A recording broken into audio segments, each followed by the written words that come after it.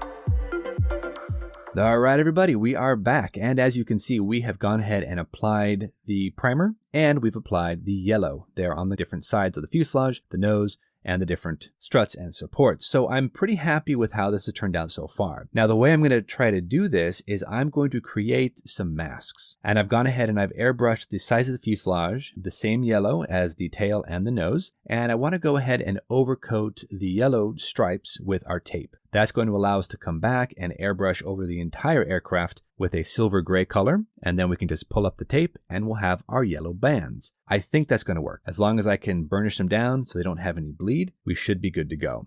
Now, there is a section there on the fuselage that needs to be silver gray where we have the iron cross and the yellow bars actually stop right around that marking. So I'm going to go ahead and take some 10mm Tamiya tape and we're going to create a little bit of a temporary mask. Now, this is going to be pulled up once I have the fuselage masks all nicely applied. That's going to give us a good idea of where not to paint, where we can stop our masks. Now, we also have to come in and mask off the nose and the tail. And to do that, we're going to again use Tamiya tape, and I'm going to use a very thin strip to go ahead and create that demarcation line between the yellow and the silver gray. That's going to be, again, I think a really nice way to go ahead and give us a starting point for our masks so that we can continue the yellow nose onto that side fuselage band all the way to the tail. Same color, all yellow. So that's going to be, I think, pretty simple to do. We do have to go ahead and mask around the shroud for the engine. That has to be yellow as well. So we're going to be very careful and we're going to get some nice thin strips of Tamiya tape. Then we can go ahead and just come in, tape them off, and we should be good to go ahead and apply the silver gray. So I think we're on the right track. Now, when applying the fuselage masks, guys, I want to make sure they are the same size and that they are even, that they are both right there in the center of the fuselage, nice and straight. I don't know if I'm going to really get that exactly perfect, but as long as it looks good at 3 feet, I'll be happy with it. So we got the first one down. I went ahead and I stopped the edge of the tape right around that Tamiya 10mm gap that I'm leaving there. Same thing with the front section. That's going to stop right there at that 10mm marking. And then we just pull up that 10mm piece of tape and we'll be able to apply the silver gray over the entire area without worry. So yeah, this is moving along nicely, guys. After we get these applied, then we'll go ahead and just kind of generally cover the tail and the nose and we'll be ready for paint.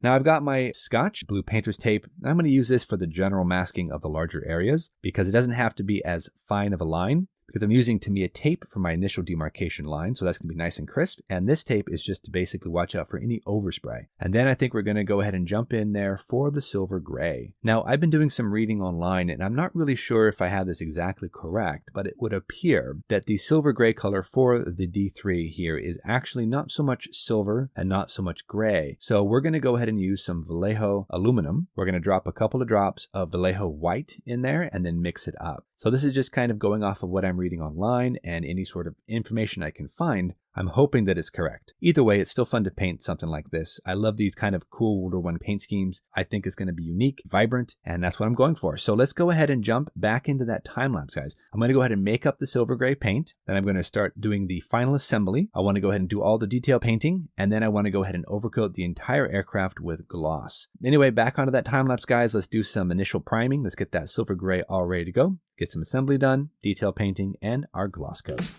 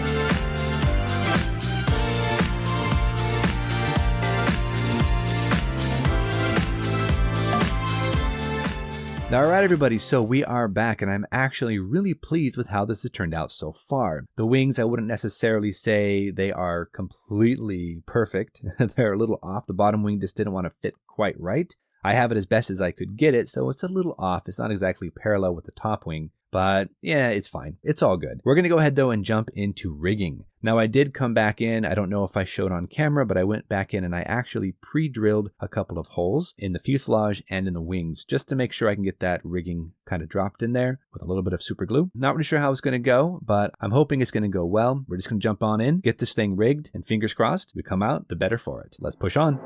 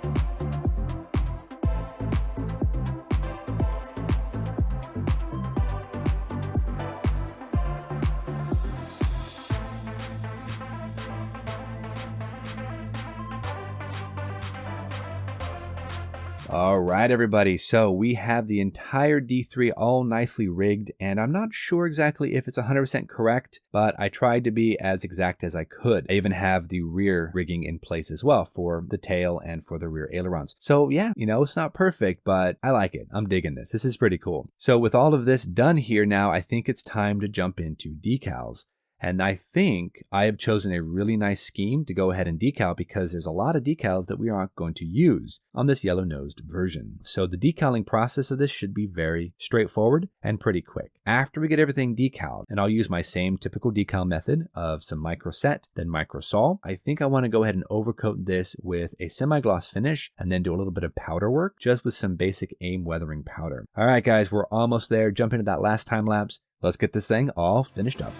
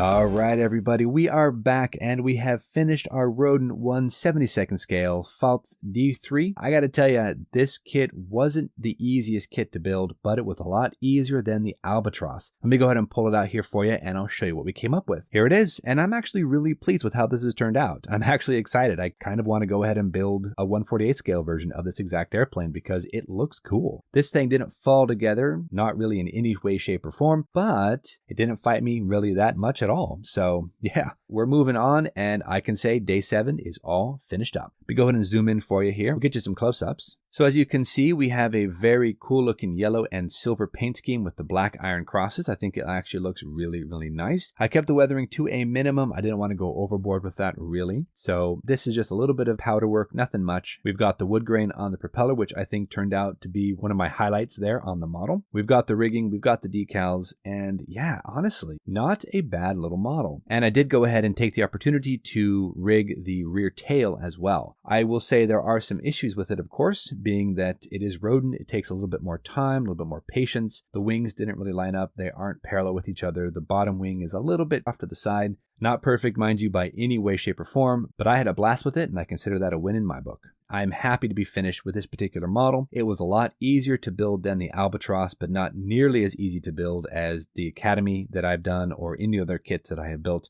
This did not fall together at all, but I think if you put your time in, triple check your parts, make sure everything is lined up, pre-drill all your holes for rigging, make sure that everything is nice and clean before you apply any glue to anything, I think you can actually manage to build the kit, and it actually can look pretty cool. So that is it, guys. We are all finished up. Thank you so much for joining us. Until our next episode, you guys know the drill. Go out there, get yourself some bench time, have some fun, build something cool. I hope you guys are starting off on a wonderful holiday week, and we will see you back here on the next time for episode 8 here on the 12 Sprues of Kit-mas. Thanks so much, everybody. Happy holidays, season's greetings, and we'll see you soon. Take care.